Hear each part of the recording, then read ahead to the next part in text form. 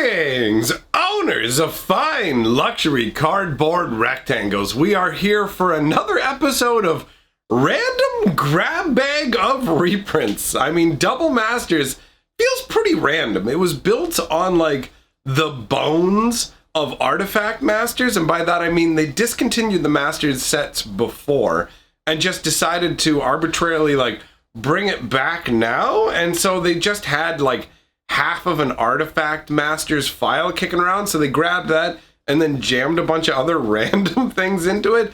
So the set feels very random. All right, we're gonna start out with Treasure Mage. 1 blue and 2 for a 2/2 human wizard. When Treasure Mage enters the battlefield, you may search your library for an artifact card with converted mana cost 6 or greater, reveal it, put it into your hand, then shuffle your library. Now the artwork depicts the actual Treasure Mage standing there atop a gigantic artifact dragon that clearly he summoned up with his abilities. The artwork is crazy. You know, like the dragon itself clearly is just going to be some kind of steel or whatever metal. But because of the blood moon that's happening in the background, it's like this artwork is really weird in that it doesn't, like when you look at the artwork, you don't go, oh, okay, yeah, I mean, I see how he's summoning up or grabbing up an artifact for you. Like he's already there on the dragon when he appears, so he's supposed to come riding in on it, but like you've got all this blue magic kind of coming off him in waves that's just fighting back against all this like red encroaching light. I don't know. I mean, I like the fact that the artwork shows the dragon, so you can go, well, that's the artifact he's getting, but at the same time, what is going on? Like, why is it so red? And why is like blue magic just coming off of him in waves? I feel like there's a different story behind this artwork, and I'd really like to know if this was originally intended to be the Treasure Mage's artwork, or if they had a cool piece of artwork and decided to just make this card out of it. Either way, artwork is very, very striking. Moving on, we got Vampire Hex Mage. 2 black for a 2/1 first strike Vampire Shaman. Sacrifice Vampire Hex Mage, remove all counters from target permanent. Flavor text says, when the Blood Hunt lost its thrill, she looked for less tangible means of domination. This is an interesting concept as a card, right? Like when you look at the flavor text, you see a vampire who's reached the point where hunting people and drinking their blood, doing that sort of thing, no longer thrills this individual. And this is somebody who gains happiness from feeling a power of being over others. So in this case, instead of just chasing down weaker beings, now it's like, okay, how do I exert my influence, but in less noticeable ways, right? So the concept behind this here is you can remove all counters from target permanent, so it's great against planeswalkers, right? Vampire Hex Mage can wipe out any planeswalker, and that ties into the looking for prey that is like more worthwhile, more a less tangible means of domination would be to cause planeswalkers to abandon their friends, right? Because that's how I view planeswalker cards. I view planeswalkers when you summon them as you're friends with this other planeswalker. They have a certain amount of loyalty, right?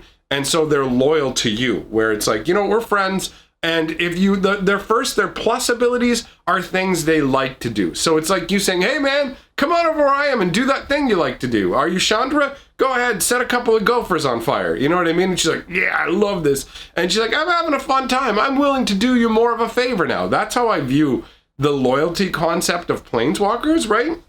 And when all their loyalty's gone, that's them just going, peace out, man, I don't want to be here anymore. So the Vampire Hex Mage is able to enact that sort of, yeah, your friend showed up, but I'm gonna make him leave. And just boom, instantly. It's like he shows up and then gets all uncomfortable. You know what? I don't like this. I don't like this. That vampire lady did something to herself, and now all of a sudden, I don't feel so good. I'm bouncing out. And the artwork is good too. You know what I mean? You've got this shadowy kind of vampire, and this card also combos really, really well with another spoiler that we will get to further down the line. But overall, as an uncommon, totally fine include. I like the fact that it's an answer to any planeswalker, as well as having some other side ability, like not side abilities, I should say, but side cases where this ability actually comes in really handy. Moving on, we've got Wenge Wine. 2 green and 2 for a 4/3 hasty elemental. Whenever you cast a spell, if it's a second creature spell you cast this turn, you may return Wenge Wine from your graveyard to the battlefield. It says, leave but a shred of root and it will return bursting with vigor. I like this. It's almost like a really hardy weed that just keeps coming back, right? Like, no matter how you try and like root out every little tendril of it, if you miss the tiniest piece, it will come back full force. And that's a very like primal elemental nature feel, right? Like that's a good vibe. And overall, the power level of the card is pretty solid. I'm a huge fan of mono green, so for me, this is a big thumbs up in that regard. The artwork is pretty cool as well. Whoop. I got a Wenge Wine growing up in my belly, trying to climb up through my throat apparently. So the artwork is this giant kind of fierce looking plant beast, but you can see all these little growths kind of coming up out of the earth from all these different angles as it just kind of bursts back forward. Like burst, that phrase didn't make sense. Burst forward out of the earth, back to existence, back to full strength, right? It's a pretty solid card. Actually, if you're interested in why this may have been included in the set, my buddy Rogue Deck Builder has done an interesting video where he breaks down, using Vengevine, he breaks down how Wizards of the Coast is determining like what cards to include based on the values or whatever, and how that might not be the best model. Now, he's got 2 channels. There's Rogue Deck Builder and there's the Rogue Market. Go to either of those and you can find, I'm not sure which channel the video's on, for real. I just remember watching it and not remembering which one it's on, because it's the same difference to me. So that's just something to mention if you're interested in. A shout out for my buddy over there. He's a good dude. All right, moving on. We got Sundering Titan. 8 mana for a 7/10 golem. So beefy. When it enters the battlefield, it leaves the battlefield, destroy a land of each basic land type, choose a land of each basic land type, then destroy those lands. That's obnoxious.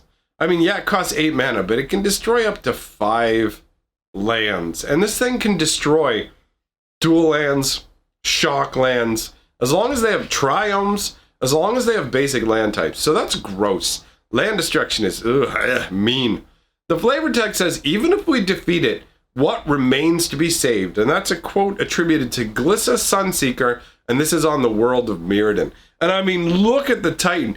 He literally destroys lands by just striding through them and obliterating them. You can see that he's in some sort of like hex-plated area. There, some parts of Mirrodin are made up almost of like what looks like paving stones on the surface. So you've got these hexagon paving stones, and there's hills of it. But the Sundering Titan is just striding forwards like you or I would walk through like a pool of water that has waves going in it, and we would kind of bust through the waves. He's literally busting through the physical surface of the plane, and parts of it are just flying away. What a crazy concept. It's pretty cool. The Titan itself is kind of nondescript, but it does have a very intimidating sort of aspect to it. The facelessness actually in some ways makes it more horrific. If it has no face, no eyes, no mouth, how can you reason with it? You know what I mean? Interesting. Let us move on to the next card, which is a very, very unpleasant jerkish card. Oh wow, they moved it up to Mythic. These guys, eh? These guys. Trinisphere. 3 colorless for an artifact that says, as long as Trinisphere is untapped, each spell that would cost less than 3 mana to costs 3 mana to cast. So basically, if you were going to cast something that costs 1 black, now it costs 1 black and 2. Like whatever it is, it's going to bring the total up to 3. You can't pay less than 3 for any of your spells. So this is a jerky, annoying magic card just meant to make games miserable. This is a misery orb. The artwork itself is all right. It kind of looks like, you know those, you go to like a science museum or something like that, and they have the, come here and put your hands on our balls, kids, and then we'll make your hair. Putting your hand on our balls will make your hair stand up, kids. You know what I'm talking about? You know what I'm talking about. That, you know, in retrospect, thinking about what I just said, that actually sounds a lot worse. I'm specifically referencing scientific balls of electricity, okay? Let's all be on the same page. And we're just, you know what, we're just moving on to the next card. The next card is Dark Depths. This is the card that I said you could combine Vampire Hex Mage with for gross scenarios. So, Dark Depths is a legendary snowland. It enters the battlefield with 10 ice counters on it. Pay 3 mana, remove an ice counter from it. When Dark Depths has no ice counters on it, sacrifice it. If you do, create MacLeod, a legendary 2020 black avatar creature token with flying and indestructible. Now, let's take a moment, first of all, to appreciate how awesome it feels to make a 2020 flying indestructible creature. That is fun. I love gigantic, smashy, dumb beasts. And making a giant 2020 flyer that's like, what's up, buddy? You can't even destroy me. It feels so good. And like I said, Vampire Hex Mage, you can use it right away. You can put this land out, pay 2 black mana, put out your Hex Mage, sack it, remove all the counters. All of a sudden, you've got a 2020 flyer. That's a pretty crazy 2-card combo. It's pretty much the best known combo to use with like Dark Depths, right? Nothing is as effective. Now, the flavor of Dark Depths is MacLeod is trapped in the Ice Age under massive, thick layers of ice. This is a different style of art. Oh, this is the opposite perspective.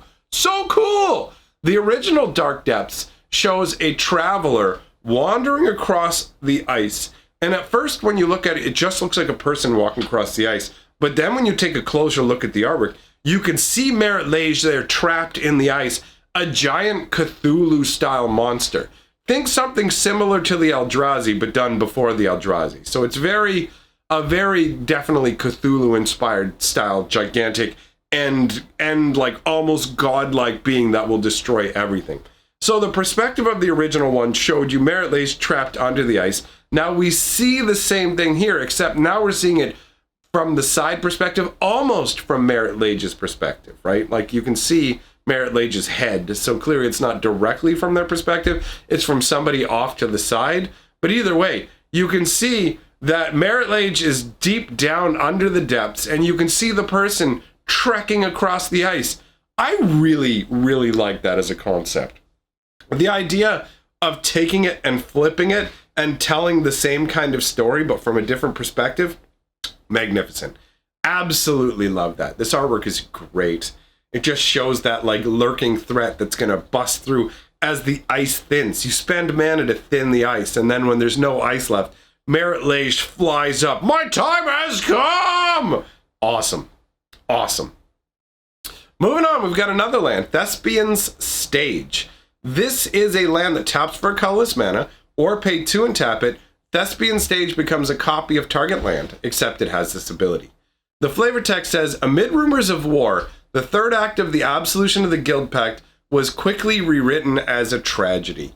I like that. I like the idea. Like this like makes me think of old Shakespearean plays, thinking of the idea that like, hey, you know what? These kind of things are going on in the world right now. And like these rumors are circulating around in the city. Why don't we change up the story?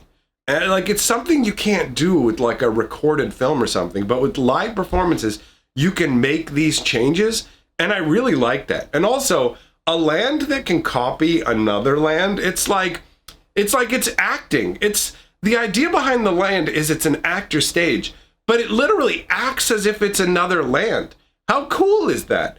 And I mean, if you think about it with the Dark Depths that we just saw, this is another amazing card to combine with it. Make Thespian Stage into a copy of Dark Depths. It has no counters on it. It's not like Thespian Stage says, turn me into this land, treat me as if it was just played. It just says, turn me into the land. So it won't get the counters on it. It would just immediately be like, sack me, put a MacLeod into play. That is pretty beefy. And obviously another combo people really like doing with the whole like MacLeod Dark Depths land. I guess it's arguable really whether Vampire Hex Mage or Thespian Stage is better, because Thespian Stage can't be countered, it's free to put out, but at the end of the day you're still paying 2 mana and losing the card. So it's very similar to Vampire Hex Mage in that it has roughly the same casting cost and it ends up with you losing the card, right? But you also do get to keep the original Dark Depths with Thespian Stage. You know what? I'm actually going to revise what I said. Vampire Hex Mage is the second best card to combine with Dark Depths. I'm going to go with Thespian Stage as number one, at least from the cards that I can think of off the top of my head, because I can't think of any other ones that would go better with Dark Depths. And the artwork on Thespian Stage is awesome. You have a little like cardboard city of like Ravnica that they've built there, and they got the lantern above it, and it's set against the backdrop of the actual Ravnica, so you can see the darkened towers and everything. This is great art. I really like the flavor behind this card. It's really funky. You know, it's cool, man. I dig it. All right, so what do we get to talk about next? Council's Judgment, extended art here. So this is 2 white and 1 for a sorcery, Will of the Council. Oh, that's why I didn't recognize it right away. It's a conspiracy card. Starting with you, each player votes for a non-land permanent you don't control. Exile each permanent with the most votes or tied for most votes. Our ruling is final. So, I mean, when it comes to the conspiracy sets, they're built for multiplayer with, like, Commander games and things like that. And because I don't play Commander and don't play big multiplayer games, not as familiar with these cards. But overall, in a 2-player game, this basically turns into you and your opponent are each going to get to pick a permanent that each other controls and get rid of them. So it's got a balanced kind of feel there. But in a multiplayer game where you've got 3 or more people playing, that really changes things up, right? You've got a scenario where, okay, you could just end up with one player losing the biggest thing, or if everybody chooses just to pick one thing and the votes are all equal, then everybody's going to lose a permanent. It definitely has a lot more variety in that way. I imagine this is probably a half decently popular Commander card. I don't know. Let me know in the comments whether Council's Judgment is like a hot Commander's card, or if it's just a meh, why did they include this? The fact that they made it like a box topper treatment makes me feel like it's probably already crept up in value half decently from Commander usage. The artwork is okay. You've got what I guess, is this supposed to be the Orzhov Ghost Council? It does have what looks like an Orzhov symbol in the front, right? And you've got a bunch of ghosts. The Ghost Council of Orzhova, is that what this is supposed to represent? I'm not sure, but you know, either way, it's fine. The artwork is serviceable. It shows a bunch of ghosts. They honestly look like they look like they might be swearing a pledge, but it could also be a vote. You know what? Never mind. The one guy in the front doesn't have his hands up, so maybe it is actually legitimately a vote. I don't know. But yeah, the artwork's all right. My favorite part of it is actually the glowing stained glass windows in the back. It's definitely got an Orzhov feel to it. Then we've got, oh, this card's beautiful. Crop Rotation. 1 green. It's an instant. As an additional cost to cast this spell, sacrifice a land. Search your library for a land card. Put that card onto the battlefield, then shuffle your library. Now, this one's listed as rare for this particular printing. The card's originally a common when it was printed in the Urza block, and the regular version is printed at uncommon and double masters. So this is one of the 8 cards that they originally said were all just going to be rare and mythic rares, and turns out technically not. The artwork, however, I really like the artwork on this. And this is a powerful card, dude.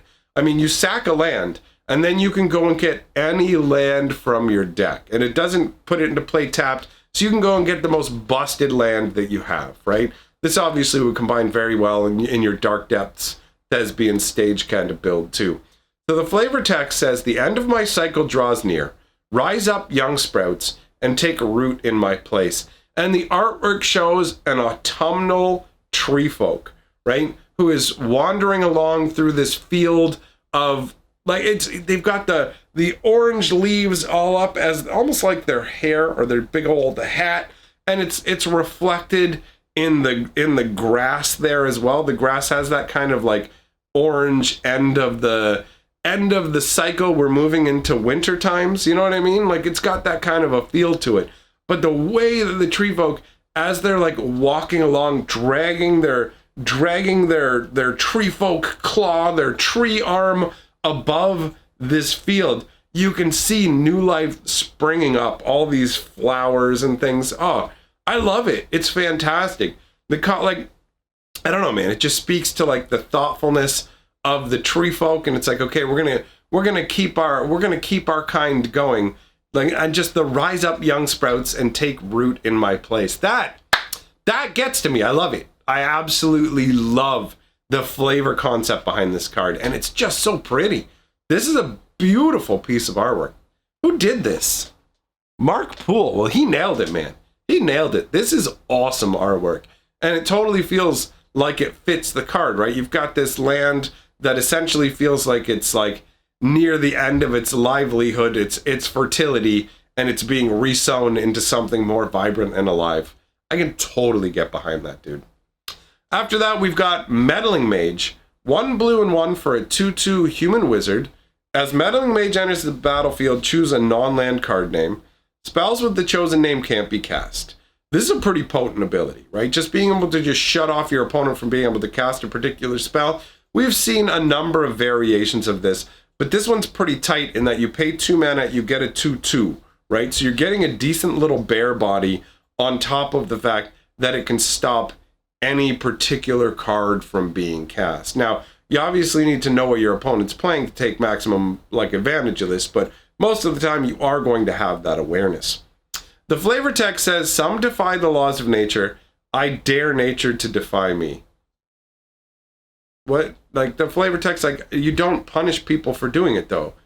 You make it, like, I dare you to do this, and it's like, you've made it so I can't.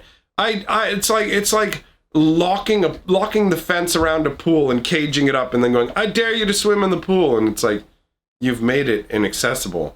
This is stupid. You can't be defied. So I dare you to defy me. It can't happen. So the flavor text is dumb. And also, the flavor of the artwork combined with the card is also dumb. Like, this doesn't make sense. I'm Meddling Mage. Okay. I make it so particular spells can't be cast. Okay, and how's that represented? I'm going to blow my breath into my hand and create a Silver Surfer ice road. Oh. And how is that stopping people from casting spells? It's not. It's just Wizards had this artwork kicking around, and this was the closest thing that they could come up with to shove on the card. I hate it when the flavor doesn't make sense, and this whole thing feels lazy. The artwork itself is great. The idea of this mage blowing into the hand and creating ice magic from that moisture, really, really cool. But I don't see how this is actually meddling with anything. You know what I mean? Like, where is this stopping people from casting spells? So for me, it's a flavor fail. The artwork is well done, but unfortunately, it's been slapped on a card where, for me, it doesn't connect. So whatever, all right? Let's move on. Then we've got Academy Ruins. Cool. All right. This is a legendary land that taps for colorless mana. 1 blue and 1, tap it. Put target artifact card from your graveyard on top of your library. The flavor text says, the Tolarian Academy was home to some of the greatest discoveries in Dominaria's history, as well as its greatest tragedies. This is true. There's a bunch of crazy stuff that happened at the Tolarian Academy, including multiple tragedies. Things like a Phyrexian invasion. Actually, talking about that, I have a second channel called Fantasy Geographic. It just got launched like 2 days ago, pretty much. And I am covering the lore of this exact stuff right now. The disasters, the tragedies of Teleria for the next 2 days, Thursday and Friday. I will be talking about massive tragedies. The Phyrexian invasion of Teleria is tomorrow. The day after that is the temporal destruction of Teleria. And then the day after that is the return to Teleria 10 years later. Karin will return to Teleria, and that will be the first new lore video over there on that channel. So I'll link the channel down in the description below. If you want to know about all the cool behind the scenes stories, all that lore, that's what we're doing over there. So you're welcome to come and hang out with us. It's a new channel, but honestly, we're having a great time over there. So this card overall, from a power level, it's pretty strong. Being able to bring artifacts back to the top of your deck, use them over and over is great. Now, this represents an alternate timeline where Teleria basically is like completely submerged under the sea, and merfolk have like taken over the ruins or whatever, and crabs and everything are all living down there. It's like it almost turned Teleria into an Atlantis style scenario, but that's not like the official storyline. That's an alternate timeline. If you want to know the official story, come on over to my other channel. Now, the artwork is great. Like, if you look at the artwork, you can see it's clearly underwater ruins. You got your fish swimming around, you got your crabs in there. It's looking pretty good. And the last card we have to talk about today is actually we're going to look at the promo version of Wrath of God. So this, if I'm not mistaken, is the buy a box promo for purchasing a box of Double Masters. Wrath of God is actually a card from the very beginning of Magic the Gathering, and funnily enough, you can see the one dude's butt cheeks like prominently featured in the artwork of the original Wrath of God. Once you've seen it, you can't unsee it. So you don't have to deal with that here. Wrath of God is 2 white and 2, destroy all creatures. They can't be regenerated.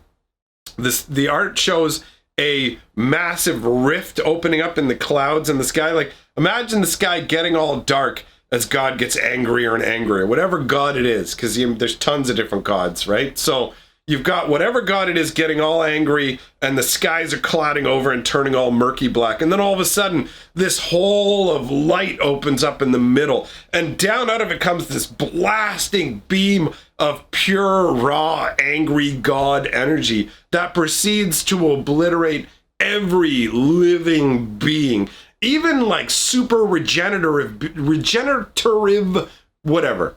You know what I'm trying to say. Super beings with massive regeneration powers, like trolls and things like that, they're all being pulled apart, essentially atomized by the level of this magical, intense power. That's pretty awesome. This artwork is great. It gives that apocalyptic style feel that a board wipe should have. Magnificent. This is a really nice looking promo. I would totally be down with having a copy of this. And they're also using a really nice regular version as well. But I wanted to take a look at the promo version. You know, I'm not doing all the different arts of all these different cards. But either way, that wraps up the spoilers that Wizards has released today. Let me know what you think about all that in the comments below. Tell me about what the best part of your day has been, because the positivity is definitely appreciated. If you like what I'm doing here, like, comment, subscribe, share the video around. Those all really help the channel. If you want to be part of the awesome crew, then jump on my Patreon and be part of the name scrolling on by on this channel. And on a final note, I will reiterate one more time, my other channel where we're doing the lore is absolutely fantastic. You're missing out if you're not over there. So come on by, link down in the comments. Thanks for coming by, everybody. I will see you all soon, my friends. But for now, I must away.